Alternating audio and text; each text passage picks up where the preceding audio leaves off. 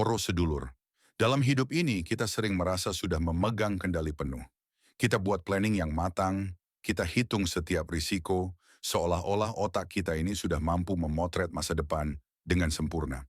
Padahal, dalam kacamata spiritual maupun sains modern, ada satu ruang gelap yang sering kita lupakan, yaitu you don't know what you don't know.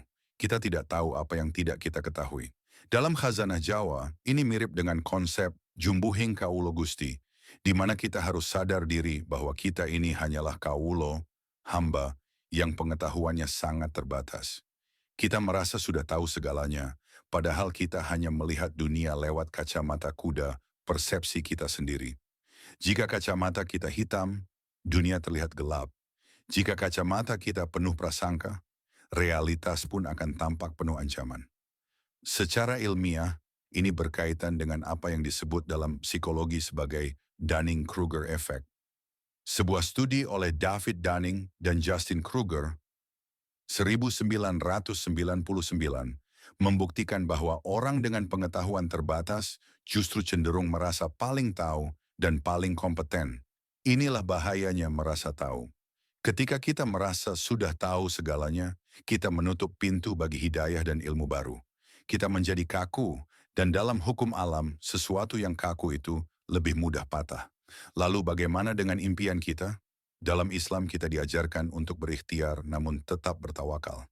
Ingat bahwa goal atau impian itu hanyalah pancingan. Jangan sampai impian membuat kita stres karena merasa kurang. Sebaliknya, gunakan impian itu sebagai alasan untuk sujud lebih lama, untuk bermeditasi lebih dalam. Secara neuroscience, saat kita bermeditasi dan merasakan gratitude atau rasa syukur, seolah-olah keinginan kita sudah terwujud, otak kita melepaskan dopamin dan oksitosin.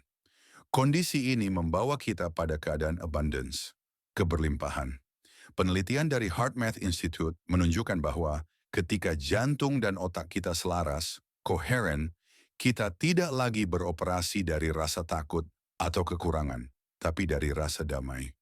Inilah yang disebut hidup di masa depan dalam momen sekarang.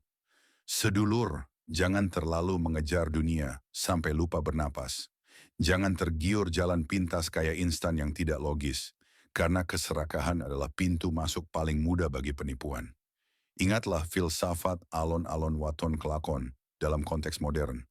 Bukan berarti lamban, tapi bergeraklah dengan kesadaran penuh, langkah demi langkah, tanpa kehilangan ketenangan batin. Jadilah pribadi yang dinamis. Kadang kita perlu tegas, kadang kita perlu ngalah, kadang kita perlu ambisi, tapi di saat lain kita harus berani surrender atau pasrah total. Karena pada akhirnya ada faktor X atau kersaning Gusti yang tidak akan pernah bisa dihitung oleh kalkulator manusia manapun. Mari kita tutup dengan satu kesadaran, bahwa tugas kita bukanlah memastikan hasil, tapi menjaga niat dan kebersihan hati dalam prosesnya. Matur nuwun, semoga manfaat. Salam Rahayu, wassalamualaikum warahmatullahi wabarakatuh.